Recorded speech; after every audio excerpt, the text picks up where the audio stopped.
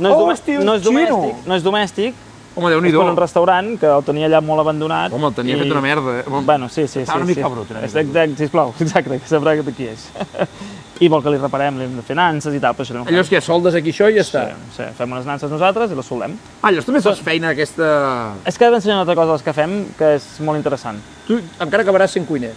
Del Hòstia. cartró passaves al ferro i d'aquí uns anys igual Hi ha gent que em a la diu, cuina. hi ha gent que em diu, tu hauries d'anar algun dia amb alguna cuina perquè t'entendries molt bé com Ja. van les coses. I crec que tenen raó, saps? A vegades que he anat a algun restaurant, ara que estic anant a cuines i tal, i, hòstia, ho entens molt diferent les coses. Perquè aquí, al final, és reparar una nansa, i això no és res, però els elements que estem fabricant, que després ensenyaré coses, si les entens com es fan servir, les Mira, pots fer hi ha molt una difícils. cosa molt malparida d'aquests coladors, a mi em passa, Sí? Això està molt bé quan ho has de posar en una olla que és grossa, Sí?